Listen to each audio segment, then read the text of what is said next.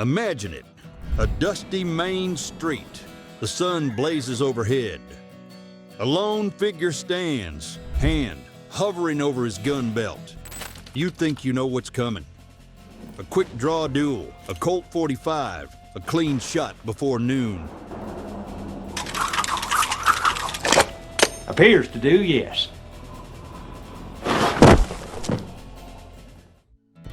But what if I told you none of that really happened? The Wild West as you know it, from the crack of the Winchester to the blur of a fanned revolver, is more fiction than fact.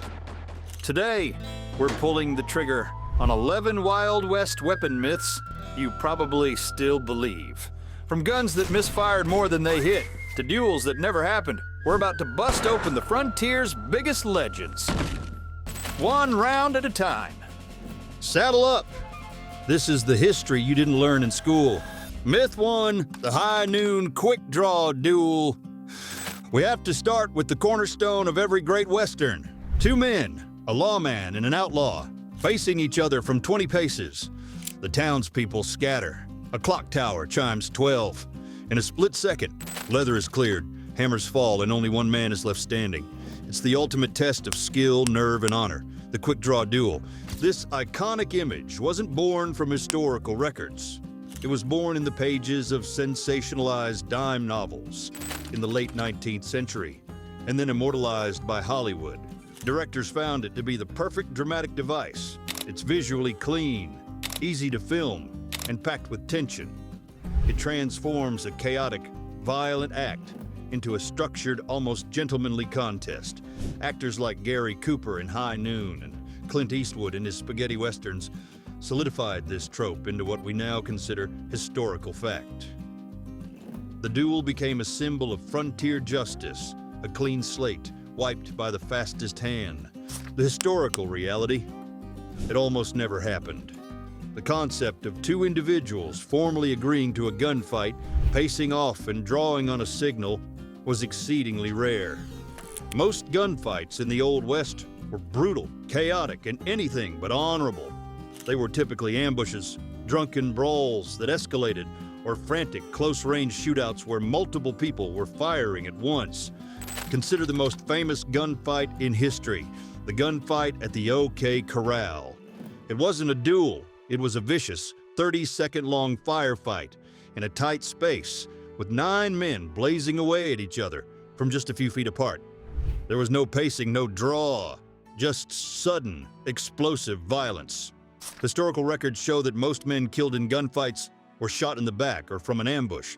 Survival on the frontier wasn't about being the fastest. It was about being the most ruthless and catching your opponent off guard. The myth persists because reality is messy, ugly, and deeply uncinematic.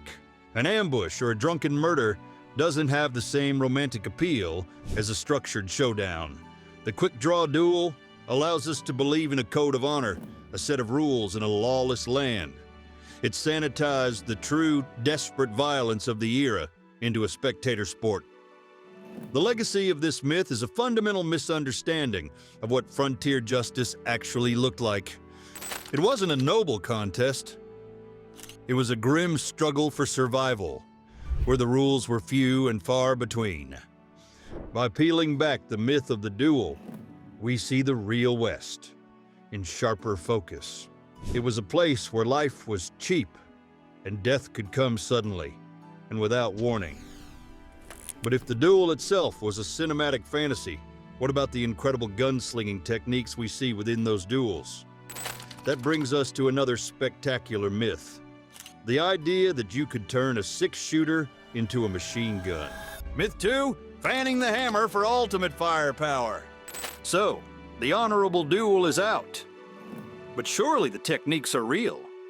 You've seen it 1,000 times. The hero is outnumbered. With a grim look, he holds his revolver at his hip, uses his palm to slap the hammer back repeatedly, and unleashes a torrent of lead. This is fanning, the technique that supposedly gave one man the firepower of 10. Like the quick draw, fanning is pure Hollywood gold. It looks incredible on screen. The visual of a gun firing as fast as the hand can move, smoke billowing, creates an image of unstoppable power. It became a staple for action heroes who needed to clear a room full of bad guys with a single revolver. It suggests a level of mastery over the firearm that seems almost superhuman, a perfect skill for our mythical duelists. In the real world, fanning a single-action revolver like the Colt Peacemaker was a terrible idea. First, it was wildly inaccurate. When you fan a revolver, you're not using the sights at all. You're just pointing the gun in a general direction and hoping for the best. At any distance beyond a few feet, you'd be lucky to hit the broadside of a barn. Second, it was incredibly destructive to the firearm itself. The internal mechanisms of a 19th century revolver, specifically the cylinder stop and the hand, were not designed to withstand that kind of repeated high-speed impact. Fanning would quickly wear down these delicate parts, causing the cylinder to go out of alignment. This could lead to a catastrophic failure, where the bullet strikes the frame of the gun upon firing, potentially causing the weapon to explode in the shooter's hand. Fanning was a real technique, but it was almost exclusively used by trick shooters in Wild West shows, like Buffalo Bills. They used modified guns and blank ammunition to put on a flashy, noisy performance. No serious gunfighter would ever rely on it in a life-or-death situation. The myth of fanning endures because it fulfills a power fantasy. It's the visual equivalent of a superhero's special move. It sacrifices all pretense of realism for the sake of high-octane action. The legacy is a skewed perception of firearms handling, making people believe that speed is always superior to accuracy. This myth hides a fundamental truth about frontier combat. It was about precision and conservation. A real frontiersman valued a gun that was reliable and accurate. So if fanning one gun was a surefire way to break it and miss your target, what was the practical solution for needing more firepower in a hurry? Well, maybe the answer wasn't to fire one gun faster, but simply to carry another one. Myth 3, gunslingers always carried 2 guns. All right, so fanning is out. But the need for more than 6 shots remains. The logical answer then must be the image of the ultimate gunslinger. A revolver strapped to each hip, a 2-gun rig. This image screams professional, suggesting a warrior so skilled he needs twice the firepower of an ordinary man. Dime novels loved to embellish the reputations of real-life figures. Writers depicted men like Wild Bill Hickok as walking arsenals. While Hickok did sometimes carry 2 pistols, the trope was exaggerated for dramatic effect. Hollywood then ran with it because 2 guns simply looked more impressive than one. It became a visual shorthand to identify the most formidable character on screen. It's pure cinematic machismo, the perfect equipment for the hero of our fictional duels. Carrying 2 guns was actually very uncommon. The primary reason was practical. It was heavy and cumbersome. A fully loaded Colt Peacemaker weighs nearly 3 pounds. Strapping 6 pounds of steel to your hips, plus the weight of the gun belts and extra ammunition, was uncomfortable and would slow you down. Moreover, a second gun was often redundant. Most people simply couldn't shoot accurately with their non-dominant hand. The idea of firing both guns at once with any degree of precision is pure fantasy. The more common practice for someone who wanted extra firepower was the New York reload, carrying a second, smaller, concealed handgun. When their main revolver ran dry, they wouldn't try to reload under fire. They'd simply draw their second gun. This is far more practical than trying to dual wield. Some historical figures did carry 2 guns, but often for specific reasons of reputation or circumstance. For the average cowboy or even outlaw, one reliable revolver was more than enough. The 2-gun gunslinger is a powerful fantasy. It represents ultimate preparedness. It's a visual so ingrained in the Western genre that it feels authentic. The legacy is a focus on flashy appearances over practical reality, making us forget that in a real fight, being weighed down by unnecessary gear could get you killed. The reality of the single trusted sidearm tells a story of pragmatism. On the frontier, every piece of gear had to serve a purpose. It was about efficiency. But when you do picture that lone gunfighter, or even the mythical two-gun hero, what specific gun do you see in that holster? There's one name that comes to mind for everyone, a gun so famous it earned the title, the gun that won the West. But did it really? If you're already surprised by how different the real West was, do us a favor and hit that like button. It tells us you love uncovering these hidden truths. And if you're new here, consider subscribing, because we're about to take on one of the biggest legends of all. Myth 4, the Colt .45 was the gun that won the West. It's a phrase as iconic as the West itself. And that gun, everyone knows, was the Colt single-action army, the Peacemaker, in .45 Colt caliber. We see it in the hands of our mythical two-gun hero, the sidearm of every lawman and outlaw from Texas to California. Colt itself was a master of marketing. The company heavily promoted the single-action army, and its adoption by the U.S. Army in 1873 gave it an incredible seal of approval. Its powerful .45 Colt cartridge and reliable design made it a legend. When Hollywood began churning out westerns, the Colt Peacemaker became the default hero gun. The phrase, "the gun that won the West," was actually a brilliant marketing slogan created by Colt distributors long after the frontier had closed. But it stuck, solidifying the gun's place in our collective memory. While the Colt single-action army was undoubtedly a fantastic and influential firearm, calling it the gun that won the West is a massive overstatement. For starters, it wasn't widely available until the mid-1870s. For much of the Wild West era, many people were carrying older technology. After the Civil War, the country was flooded with surplus percussion cap and ball guns, like the 1851 Colt Navy. These were far cheaper and more readily available. Furthermore, Colt had a huge competitor, Smith & Wesson. Their Model 3 top-break revolver was in some ways superior. It could be reloaded much faster. You'd break open the frame, and an automatic ejector would kick out all 6 spent casings at once. The Colt had to be reloaded one cartridge at a time.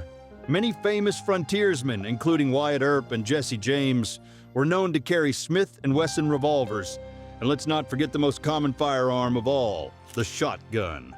For close quarters work, a double-barreled shotgun was far more effective than any revolver. The myth persists due to a century of branding. It's a simple, powerful narrative. It's easier to latch onto one iconic gun than to appreciate the complex ecosystem of firearms that actually existed. The legacy is that countless other important firearms, from the Smith & Wesson Schofield to the humble shotgun, have been pushed into the historical footnotes. The truth reveals a West built on practicality and availability, not brand loyalty. A frontiersman used what he could afford and trust. The Colt may have been a king among sidearms, but it was rarely alone. Often it was paired with an equally legendary long gun, a partner in taming the frontier. But is the story of that rifle just as much of a myth? Myth 5. The Winchester 73 was the only rifle that mattered. If the Colt Peacemaker was the quintessential handgun, then its long gun partner had to be the Winchester model 1873. It even had its own Hollywood movie named after it. This lever action is portrayed as the ubiquitous long gun of the West, the faithful companion to the Colt, and the only rifle a self-respecting cowboy would carry. The Winchester 73 was, without a doubt, a revolutionary and iconic rifle. Its ability to fire multiple shots without reloading was a game changer, and it was famously reliable. The fact that it was chambered in pistol calibers like .44-40 meant a cowboy could carry one type of ammunition for both his rifle and his revolver, a huge logistical advantage. Hollywood seized on this legendary status, making it the star of countless films. The Winchester was the Cadillac of rifles, and it had a Cadillac price tag. Many ordinary people couldn't afford one.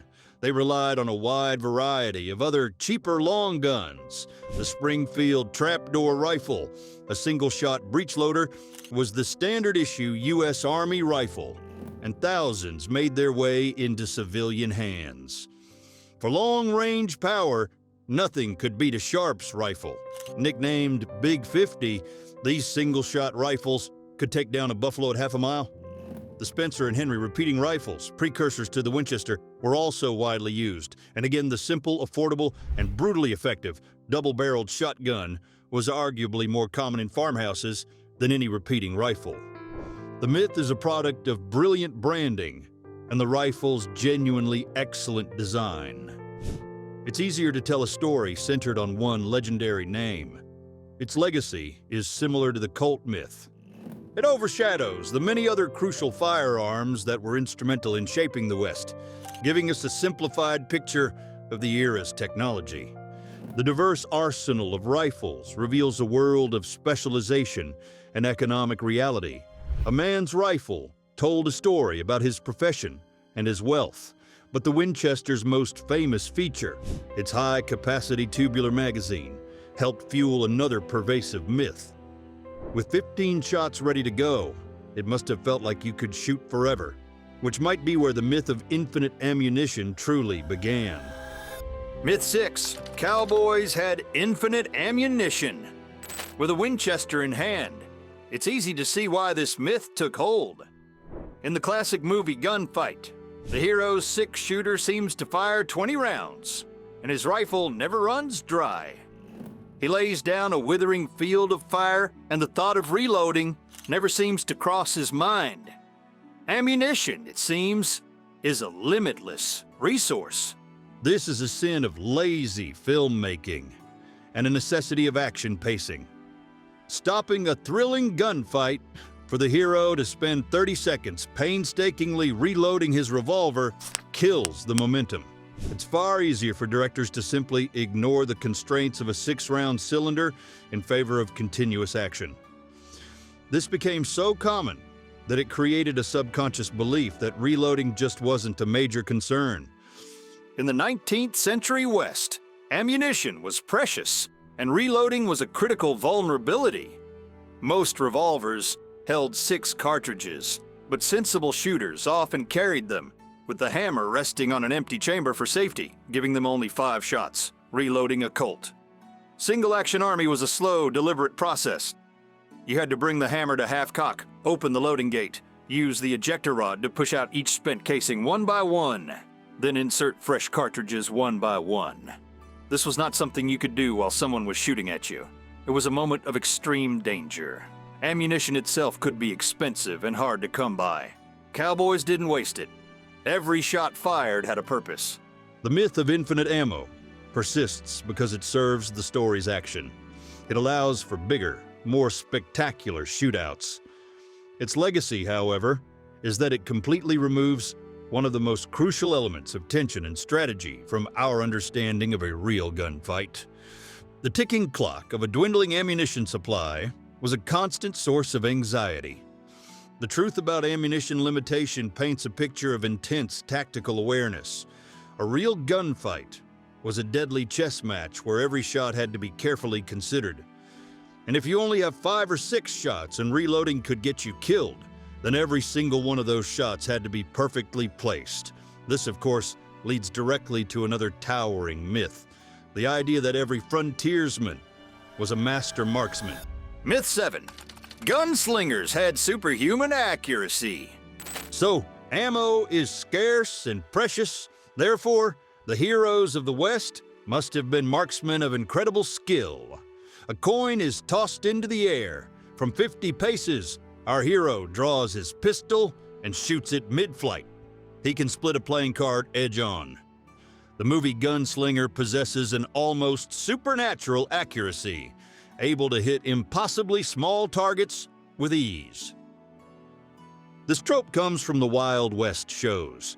Performers like Annie Oakley and Doc Carver were genuine expert marksmen who could perform incredible feats of trick shooting for an audience. Dime novelists and filmmakers took these real but highly specialized skills and attributed them to the everyday cowboy and lawman, suggesting this was a standard level of ability. It elevated the hero to a mythical status, making their limited shots all the more potent. 19th century firearms, especially handguns, were not precision instruments. The sights were often crude, a simple blade at the front and a notch carved into the frame at the back. The ammunition was inconsistent, with variations in powder loads affecting trajectory. The black powder they used was corrosive and quickly fouled the barrel, degrading accuracy with each shot. Hitting a man-sized target at 25 yards with a revolver required skill. Hitting anything beyond 50 yards was largely a matter of luck. The idea of hitting a coin in the air is pure fantasy. Most gunfights happened at very close range, often less than 15 feet, where pinpoint accuracy was less important than just getting shots on target quickly. We want our heroes to be the best. Superhuman accuracy is a clear way to demonstrate their superiority. The legacy of this myth is a dramatic overestimation of the capabilities of historical firearms. It makes us forget that these were rudimentary tools, not laser-guided weapons. The reality of firearm inaccuracy underscores the brutal, up-close nature of frontier violence. Fights were desperate scrambles at point-blank range. But what happened on those frequent occasions when even at close range, a shot went wide?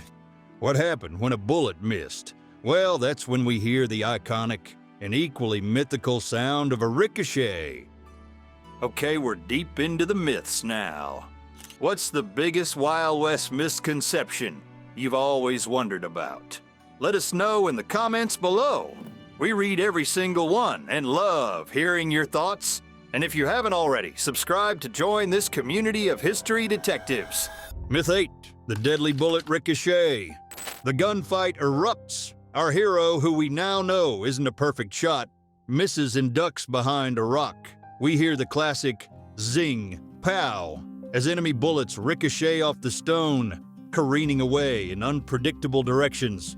The ricochet seems as dangerous as a direct hit, a deadly pinball of lead. This is one of the most pervasive sound effects in movie history. The high-pitched ricochet sound was created by sound designers in the golden age of Hollywood to add auditory chaos and excitement to a gunfight.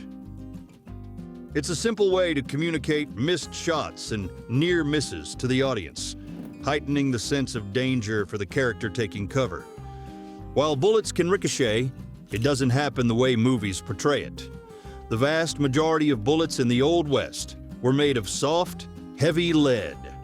When a soft lead bullet strikes a hard surface like a rock, it doesn't typically bounce off intact like a steel ball bearing. It deforms, flattens, or shatters, losing a massive amount of its energy in the impact. If a piece does ricochet, it will be a warped, unstable fragment, tumbling through the air, having lost most of its velocity. It's still dangerous at very close range, but it's not the deadly zinging projectile of the movies. And the sound? That high-pitched zing is pure audio fiction. The sound of a lead bullet hitting a rock is a dull, uncinematic thump or smack. The ricochet myth lives on because it's a fundamental part of our cinematic language for action scenes. It's auditory shorthand for danger. We've heard it so many times that we accept it as real.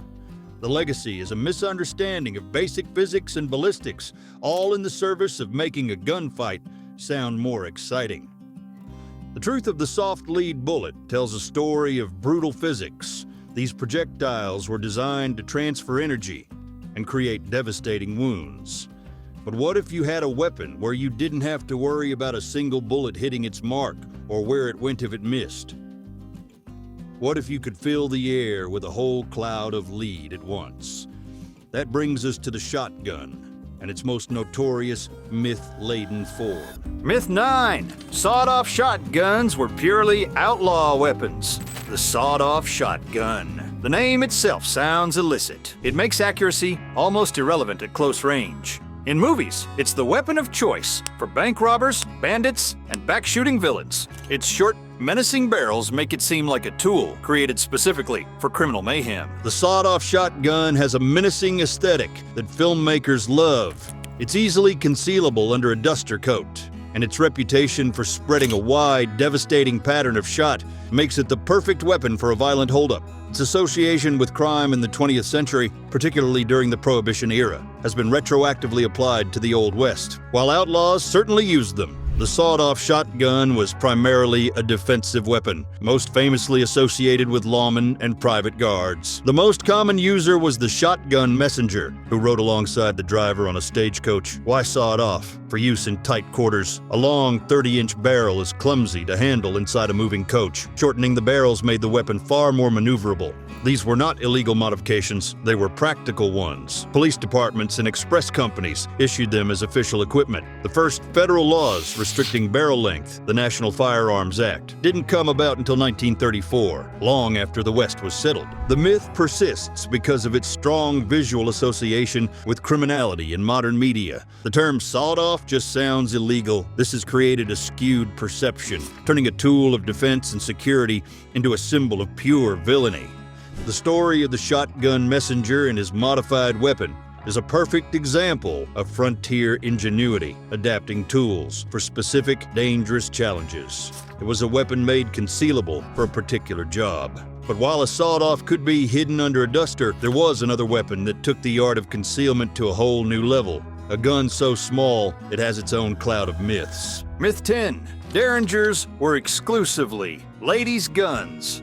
The Derringer, a tiny, elegant pistol, small enough to be hidden in a garter or a lady's handbag. It's the ultimate concealable weapon. In countless films, it's the last line of defense for a saloon girl or proper lady in distress. It's seen as a distinctly feminine weapon. The Derringer's small size and often ornate appearance lends itself to this stereotype. It's a stark contrast to the big, heavy revolvers carried by men. It's easy for storytellers to use it as a symbol of concealed power for a character who is otherwise perceived as helpless. The most famous use of a Derringer, John Wilkes Booth's assassination of Abraham Lincoln, is often overshadowed in popular culture by its fictional role as a woman's accessory. Derringers were immensely popular with men, particularly those who couldn't or didn't want to openly carry a large revolver. Their primary users were professional men, gamblers, lawmen, merchants, and bankers. For a card player, a large revolver might be seen as an aggressive provocation.